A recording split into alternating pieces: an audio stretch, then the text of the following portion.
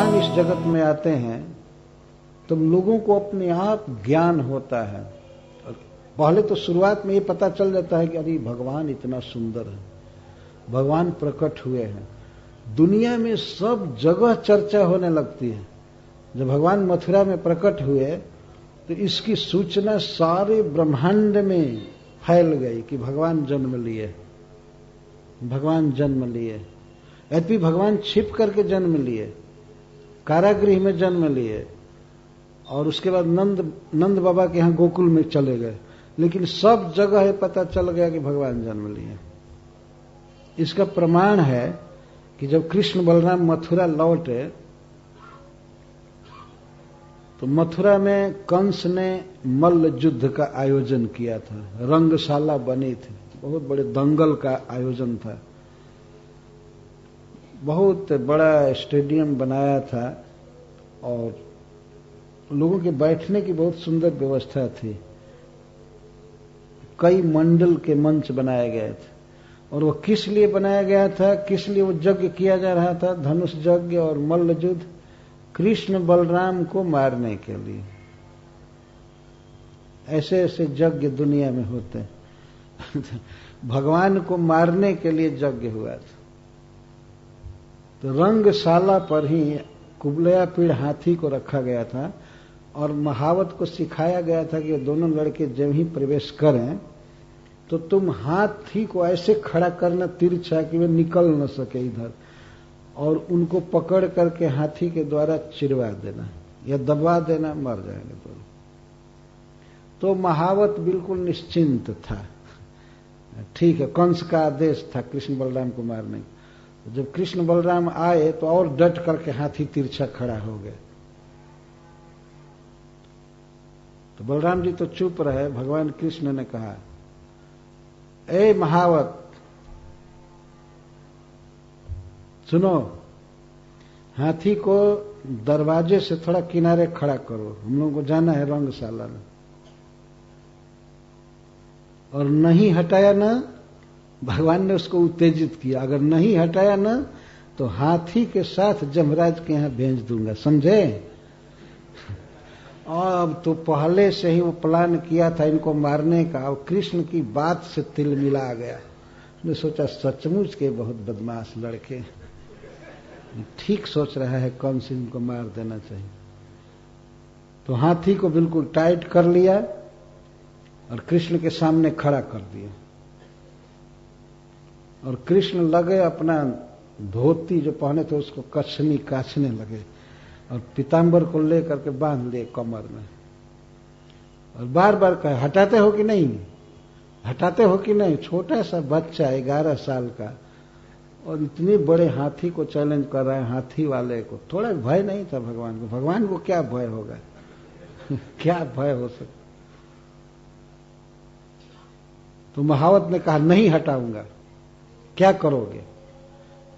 तो भगवान श्री कृष्ण ऐसे डटे तो हाथी भी समझ गया कि ये हमको मारना चाहता। तो हाथी आगे बढ़ा, कृष्ण को मारने के लिए चला। तब तक कृष्ण बहुत बारीकी से जा करके उसका पूंछ पकड़ लिए, हाथी का पूंछ पकड़ लिए। और हाथी अपना सूंड अगर इधर बढ़ाता था तो पूंछ को इधर कर लेते थे, और इधर बढ़ाता था तो इधर कर लेते थे। इस तरह घुमाते घुमाते हाथी को बेदम कर दिए। हाथी इतने बड़े शरीर में अगर घूमे इधर से उधर तो बहुत जल्दी थक जाता है। 10,000 हाथियों का बल रखने वाला कुबलया पीड़ थक गया। इसके बाद वो पकड़ना चाहता था, तब तक भगवान उसके पेट के अंदर हो गए, मतलब चारों पैरों के बीच में खड़ा हो गए।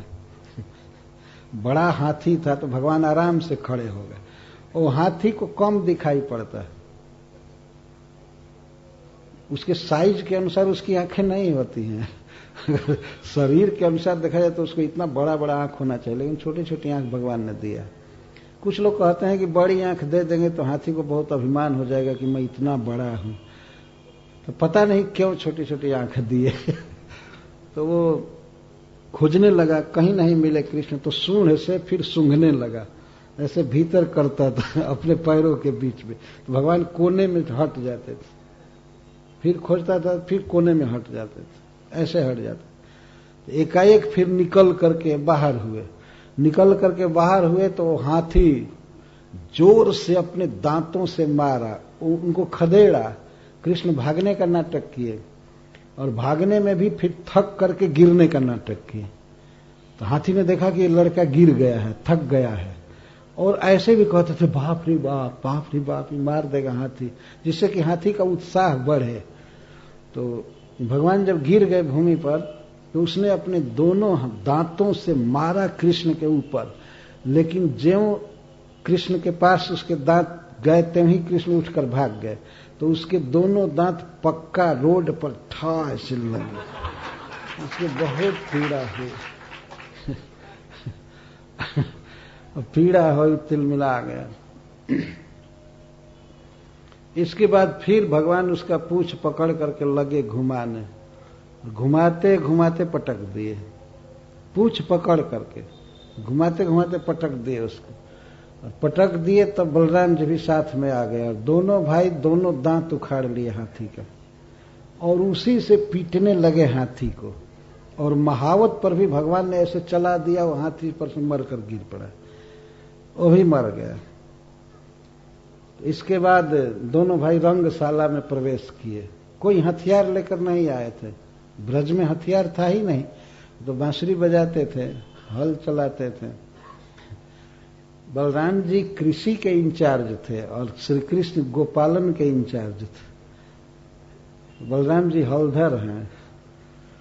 तो दोनों भाई जब फिर भीतर घुसे तो वहां पर देखने वाले 9 तरह से देख रहे थे।